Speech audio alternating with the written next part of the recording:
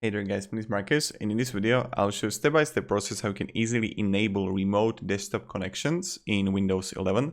Now if this video will be helpful guys, what you can do is write down below in the comments that this video helped you, so when other people would come, they will see that okay, it's worth it to watch the video. Now what to do?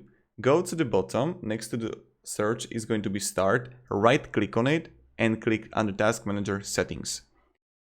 Now when you're going to be here, you're going to be in the system and you're going to have the remote desktop. When you would scroll down below under projecting to this PC, remote desktop, and you just want to turn it on.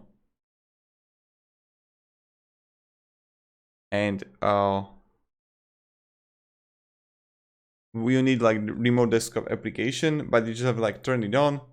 And I need to update my Windows for it to work, but this is pretty much how we do it.